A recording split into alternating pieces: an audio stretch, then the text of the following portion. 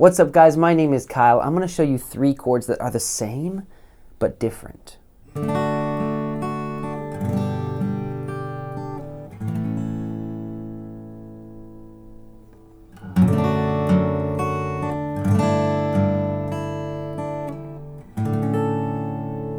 In both cases, it's D, G, and A, but they sound so different. In this video, I'm going to show you how to blow people's minds using 8 different techniques to tweak your chords in simple yet beautiful ways. If you watch this whole video, you are going to learn a little music theory if you don't know it already. So have some fun, put your thinking cap on, and let's do this. Let's start with number 1, the add 9. Now you've probably seen the C add 9.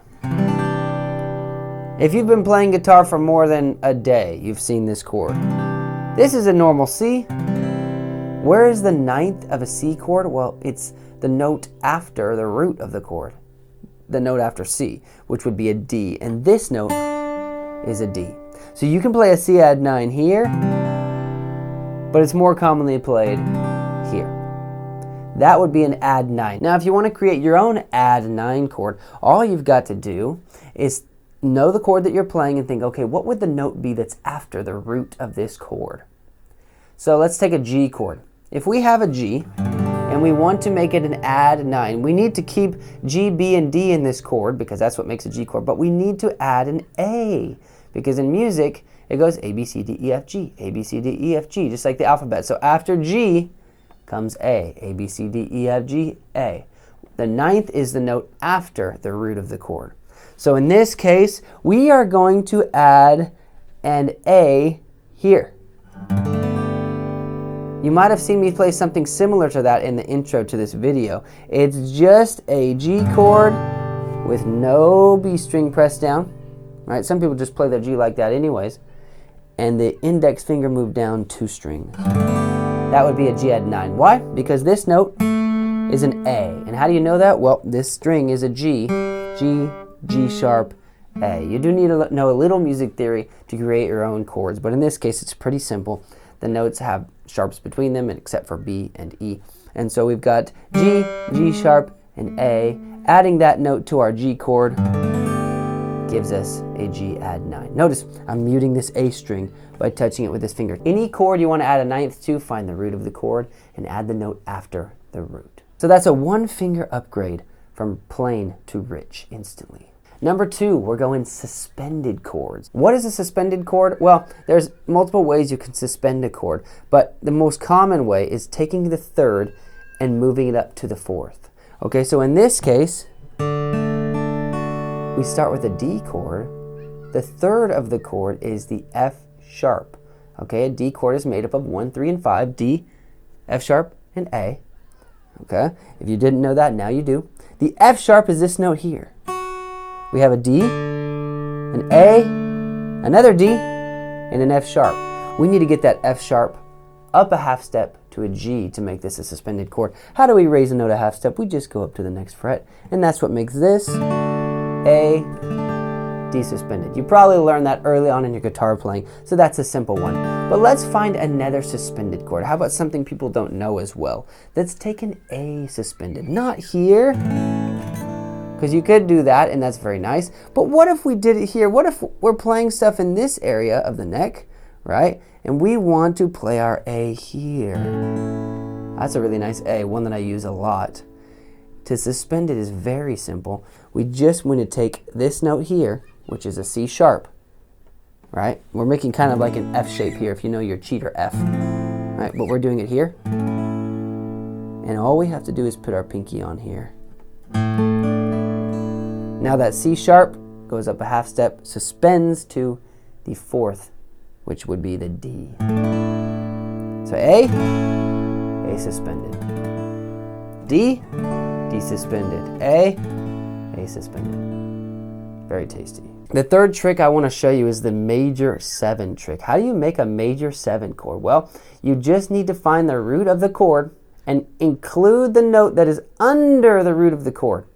So the 9th was the note that's a whole step up from the root, adding the 9th, which is our first trick. But this trick, we need to add the note that's a half step under the root. So take a C chord. You probably have heard of C major 7. If you haven't, you're welcome. All we have to do is take off this C here, and we get the note that's a half step back from C, which is a B. So then we have a C major 7. How beautiful, how melancholy, how much of a story are we telling already just playing that chord? Okay, that would be a C major 7. All you have to do is include the note that's a half step back from the root of the chord. Let's take another example. Let's go A major 7. We could do it here in this more common, useful, well-known spot. It's a good chord. All right, what did we do here? We took our A, we found the root of the chord, which is there, that's an A, right? Also, this A string is a root, but that's an A as well, and how do we know? G, G sharp, A, right? So we've got an A there. We just got to get the notes that's half step behind that A. So we end up taking that one off and playing the G sharp here. Simple as that. But what if we wanted to play it in a less common spot? What if we did it here? Oh, it's like an A minor chord. Instead of here, played like this, slid up here and adding that E string 4th fret on the G sharp there. Now we have 2 G sharps in the chord. We have this one and this one. So we're really emphasizing that major 7.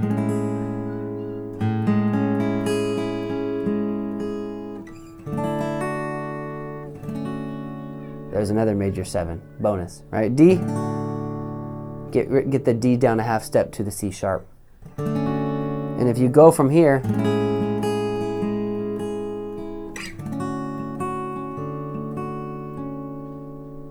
major 7ths are beautiful. I've got to interrupt really quick and say, if you haven't downloaded my ultimate guitar guide, you need to get it. It's completely free. There's a link in the description. I'm going to give you my guitar buying recommendations, some finger picking, some strumming, some chords you may have never heard before, all kinds of tips so nicely organized for you, completely free. Get that right now and then finish watching this video. The 4th trick I want to show you, which is so good for making beautiful progressions that people haven't heard before, is changing the bass note of the chord. The most simple, most well-known version of this is the D over F sharp. If we play a D here, it's great. But what if we want the D chord with a new color? We get the F sharp involved. All right, you could do this with your thumb, or you could, rearrange. It's kind of awkward. But it's good to use with your thumb here. And we'll talk thumb on another trick, actually. But this is the D over F sharp. And I use that as an intro to this video. Instead of, we can go, and it's just a whole new ball game. Okay, we just put a new team on the field. Now, how about another simple one that's maybe not so well known? That would be a C chord. You could put an E in the bass. That's another way. A very easy way to change the bass note of a C chord, because you just got to get that string in there. Usually you're muting that when you're strumming because it's so kind of muddy, but sometimes it's very nice to play it. Especially if you go to the F there. But the one I really wanted to show you was the C over G. So to play that, we're going to get our ring finger here on the G, and we're going to play a C chord with these 3 fingers. Okay, and then we're going to play that there, and listen to how warm this sounds. You can include that E string if you want. Instead of normal C, we've got a C over G. Just adds that fullness, that richness that the audience has been looking for.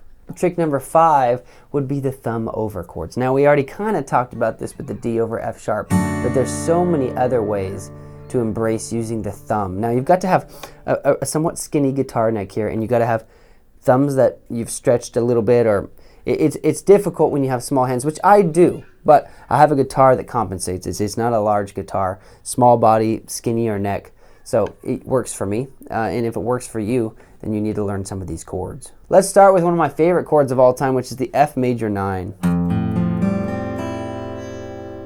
Okay. Now, you may not know this chord,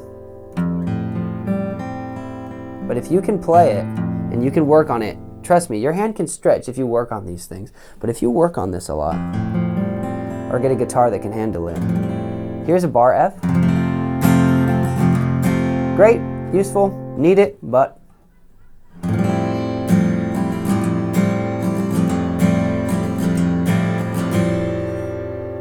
I mean, instantly you play that and you just get a feeling. I don't know what that feeling is, but it's a feeling. So that's a common one that I use a lot. I also love this one. This is an F sharp minor 11. Okay, what does that mean? Well, we've got the 11th in here, which is the B, but we've also got a 7th in here, which is the open E. Okay, F sharp minor is commonly played as a bar, but in some cases when you want some more color in there, you get those two, you get the thumb up top here, put the index there, and you've got an open B and E string.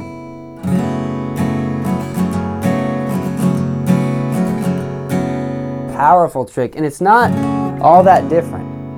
It does take some getting used to. That's probably one of the trickiest tricks of this whole list. But work on using that thumb, and you'll find some amazing chords that you can create. Trick number 6, the open string drone. Now this is very particular, but I'm going to show you some simple ways you can keep a droning bass note involved while you play some chords. Now this can be used as the bass, and I'll show you a way to do that, and then I'll show you a way you can do it with the string where the string is not the bass. But let's talk bass first, okay? Let's do a D chord. I love the key of D because we can keep this bass note involved in so many different shapes. What if we take that chord to here? All of a sudden we're playing a D minor 7. And we haven't even changed our shape. And what if we take that up 2 frets? That's a G over D.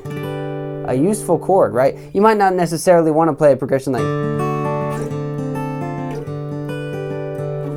Although, actually, that sounds really, really good. I think I should write a song. I genuinely have never played it like that before. Ooh, I'm excited. Woohoo, that's nice. But you can experiment with all kinds of places. Those all sound pretty cool, and they all have that D in there, which is what binds them together. It gives them a unification, and that's having the same note in all the chords. Right? If I just went, then it's like a carnival act, right? But when I play,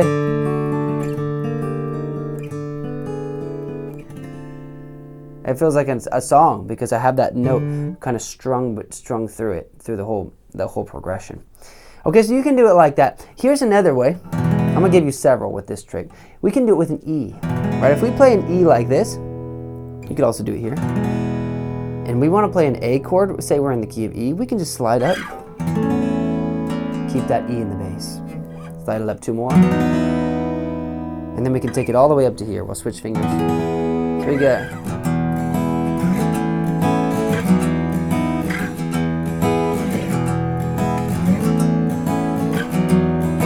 And we can do a slight tweak here and replace with our index to make a C sharp minor over E. C sharp minor 7 over E.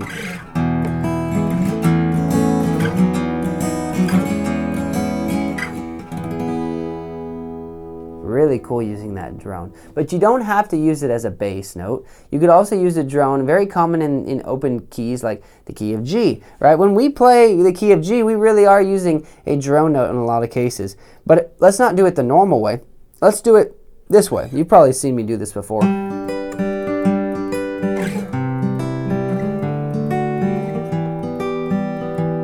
Why does this work? It's because of that open G string, which makes the chords, again, bind together.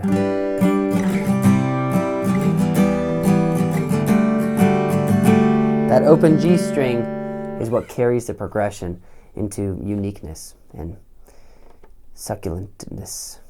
Trick number 7, I'm going to call lose a finger. This only works in particular places. But let's take an A and let's lose the pinky.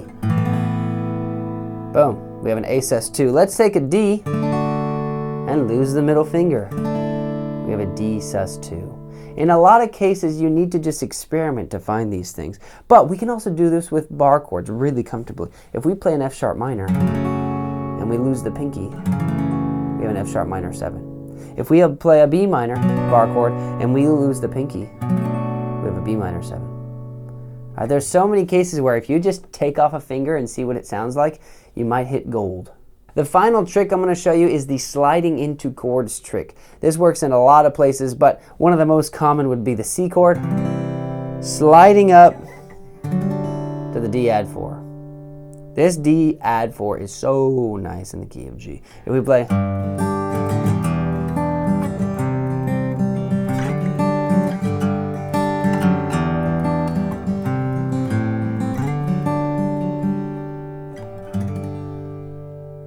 you see how that D add 4 is so comfortable in the key of G. It doesn't work great in other keys because it's got that open G string, so it binds it into the key of G.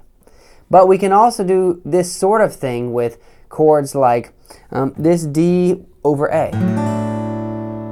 With that open ninth in there. If we take that and we slide to here, all right, let's ditch the A bass because it's not going to work anymore. And we slide it.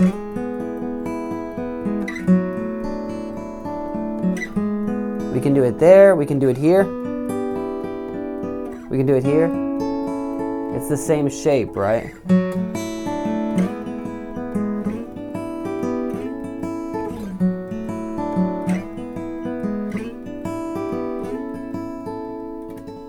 So much experimentation goes into finding cool ways to play the guitar. I want to encourage you to just play around, right? We learned about adding ninths, suspending chords, losing fingers, sliding around, using your thumb. There's so many different things you can do, and it really is just spending time with your instrument. So I hope you found this helpful. I hope you can use some of these tricks in your own music, in your own arrangements, in your own covers, in your own live gigs. Please let me know in the comments which one of these tricks you like to use the most. I would love to hear that from you. And I want you to download my Ultimate Guitar Guide because it's going to help you a lot. It's got some organized, really helpful stuff in there. If you like this, like the video, subscribe, and I look forward to seeing you on my next video.